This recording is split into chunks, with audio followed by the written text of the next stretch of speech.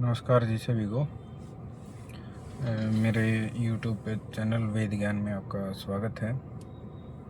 उम्मीद है आपको थोड़ा बहुत पसंद आ रहा होगा। पसंद आ रहा है तो लाइक कीजिए, सब्सक्राइब कीजिए, कमेंट कीजिए। अगर नहीं भी पसंद आया तब भी आप लाइक, सब्सक्राइब, कमेंट करिए, क्योंकि अच्छी चीज़ें हैं ना, बड़ी देरी से पहुंचती हैं लोगों को और उनमें ज़्यादा कष्ट भी होता है पहुंचाने के लिए। और जैसे स्वामी जी ने कहा था वेदों की ओर लौटो, तो मैं उन्हीं की ध्यान में रखते हुए जनता से अपील कर रहा हूँ कि वेदों की ओर लौटो।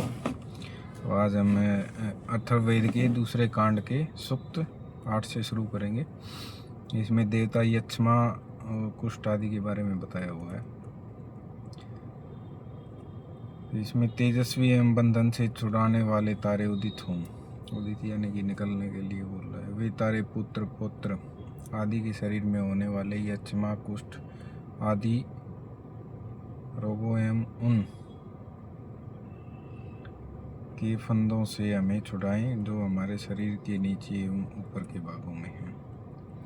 यह प्रातःकाल के समीप वाली रात उसी प्रकार हमारे शरीर से व्याधियों को समाप्त करे, जिस प्रकार प्रकाश के कारण अंधकार का विनाश होता है।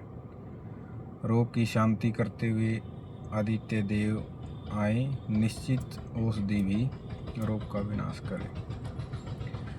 मटमैले वर्ण के अर्जुन वृक्ष के काट से, जौ की भूसी से एवं तिल की मंजरी से निर्मित मणि तेरा रोग दूर करे।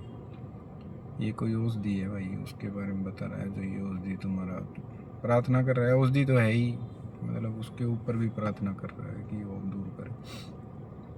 क्षेत्रीय व्याधियों, अतिसार, यक्षमा आदि का विनाश करने वाली औषधि समस्त रोगों को दूर करे। हे रोगी, तेरे रोग को शांत करने के लिए मैं बैल जूते हुए हलों को एवं हरण तथा जुए को नमस्कार करता हूँ। क्षेत्रीय व्याधियों अर्थात अतिसार, यक्षमा आदि रोगों का विनाश करने वाली औषधि समस्त रोग दूर करे।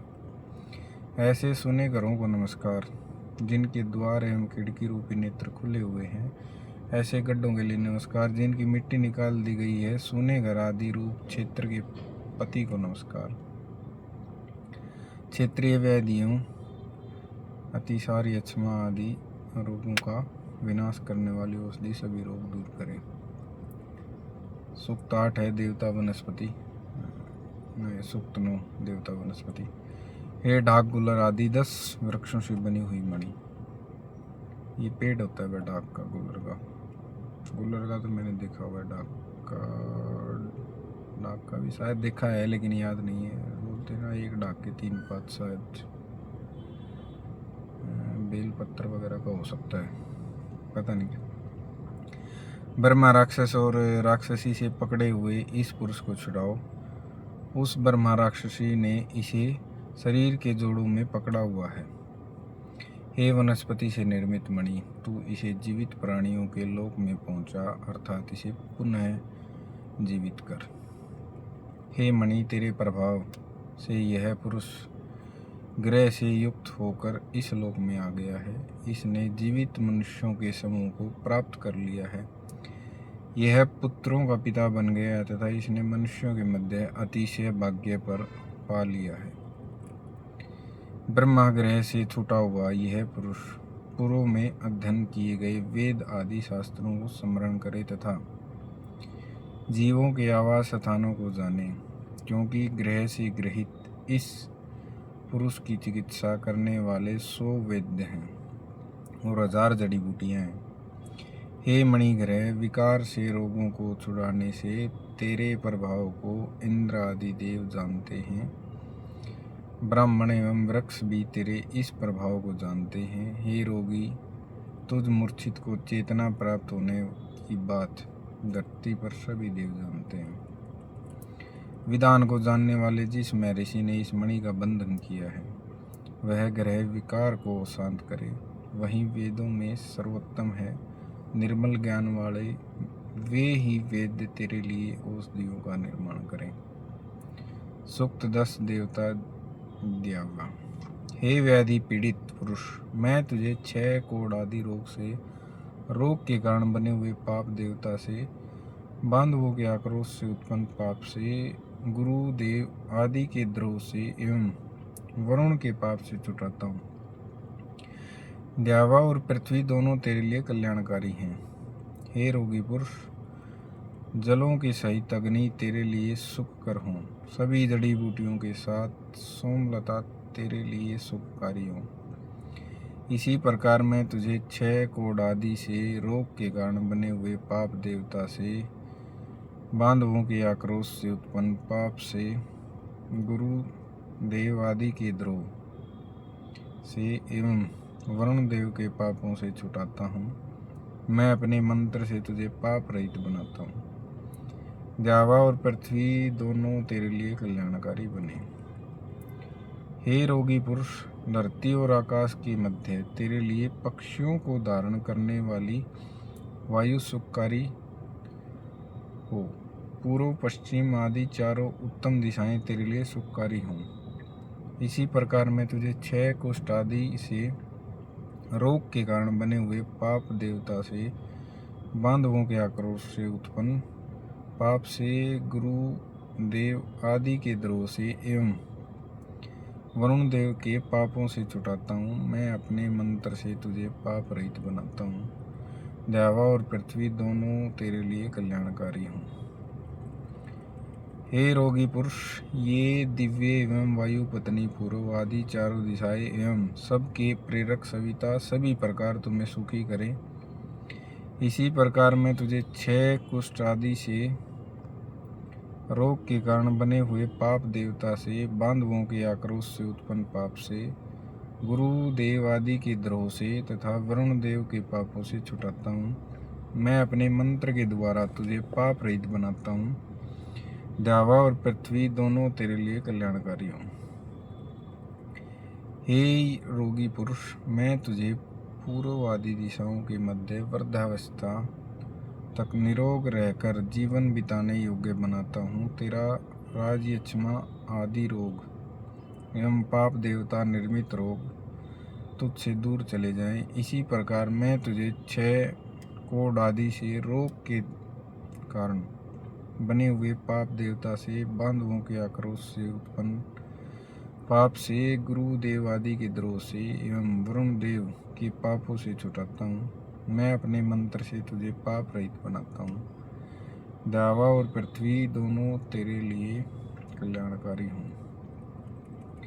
हे रोगी पुरुष, तू यक्षमा रोग से छूट गया है। रोग के कारण बने हुए पाप से, निंदा से, द्रोह से, वरुण के पाप से तू छूट गया है। इसी प्रकार मैं तुझे 6 कोढ़ आदि से, रोग के कारण बने हुए पाप, देवता से, बांधवों के आक्रोश से उत्पन्न पाप से, गुरु देव आदि के द्रोह से तथा वरुण देव के पाप से छुटाता हूँ। मैं अपने मंत्र से तुझे पाप रहित बनाता हूँ। द्यावा और पृथ्वी दोनों तेरे लिए कल्याणकारी हों। हे रोगी पुरुष, तूने शत्रु के समान बाधा पहुँचाने वाले रोग को त्याग दिया है एवं सुख प्राप्त कर लिया है। उत्तम कर्मों के फल के रूप में प्राप्त होने वाले इस कल्याण में भूलोक में तू स्थित है।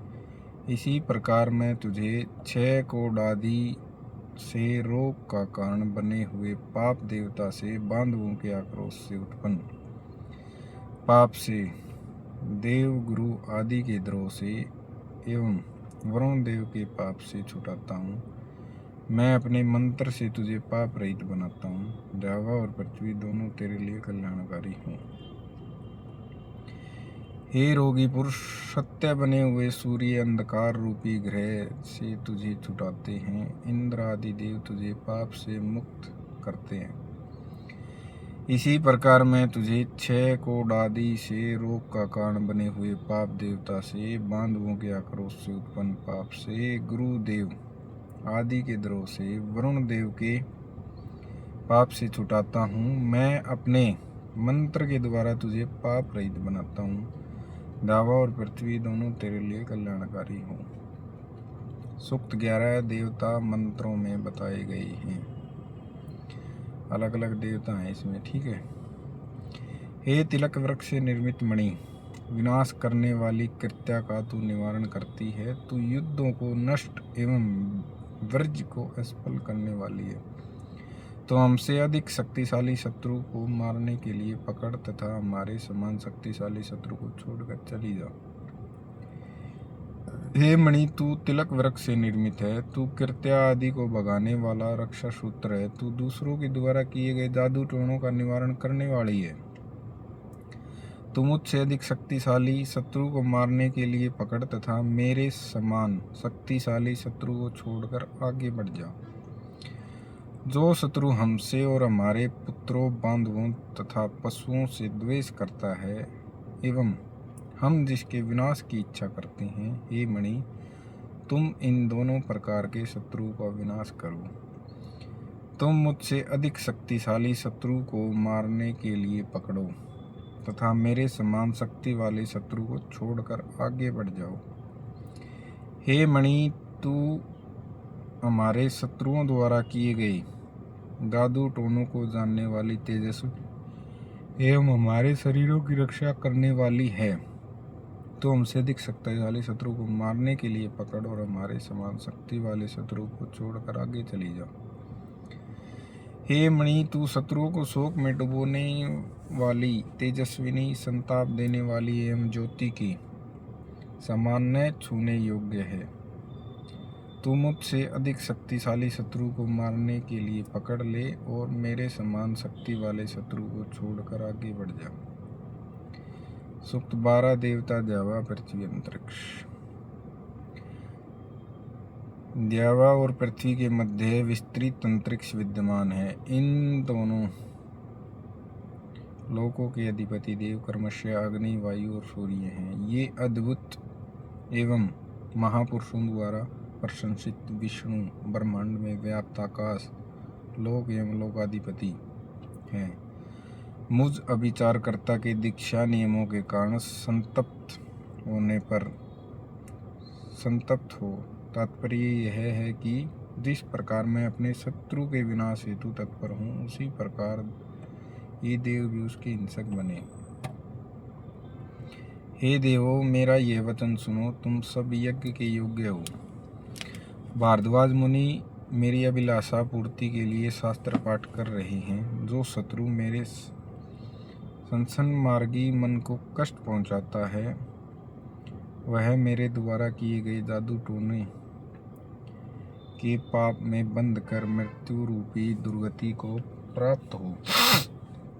हे सोमरस के पीने से संतुष्ट मन वाले इंद्र, मेरे द्वारा कहे गए वाक्य को सुनो। मैं शत्रुओं के द्वारा किए गए अपकारों से दुखी मन के द्वारा तुम्हें बार बार बुला रहा हूँ, जो मेरे मन को इस प्रकार दुखी कर रही है। मैं उन शत्रुओं को उसी प्रकार काटता हूँ जिस प्रकार कुल्हाड़ी वृक्ष को काटती है।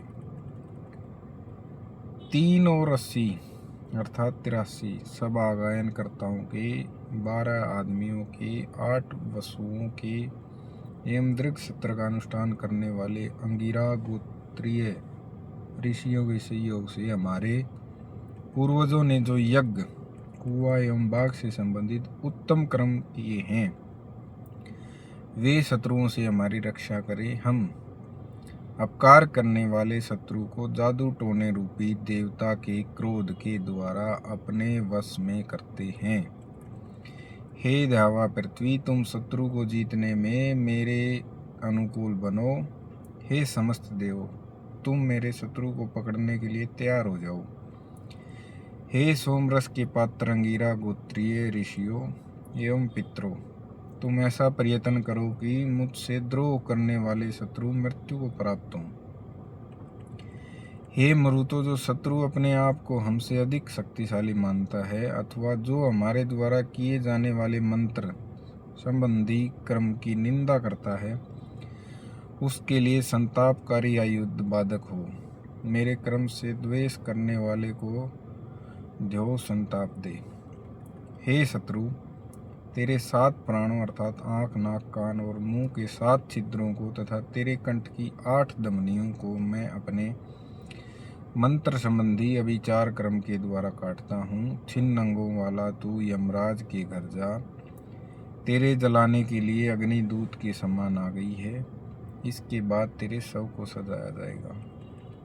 हे शत्रु, मैं जलती हुई अग्नि में तेरे कटे हुए चरणों के साथ तेरे पैरों की धूल फेंकता हूँ। अग्नि तेरे शरीर में प्रवेश करके तेरे सारे अंगों में फैल जाए, तेरी वाणी और प्राण भी समाप्त हो जाए। सुख तेरा देवता अग्नि बृहस्पति विश्व देव। हे अग्नि, तू इस ब्रह्मचारी को वृद्धावस्था तक आयु प्रदान कर। हे घृत के कारण प्रज्वलित एवं घृत रूपी रीढ़ वाले अग्निदेव, मधुर एवं निर्मल गोकृत से संतुष्ट होकर तुम इस ब्रह्मचारी की रक्षा उसी प्रकार करो जिस प्रकार पिता पुत्र की रक्षा करता है।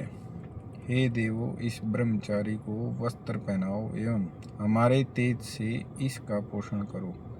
इसे ऐसा बनाओ कि वृद्धावस्था ही इसकी मृत्यु बने। इस प्रकार इसकी आयु को दीर्घ बनाओ।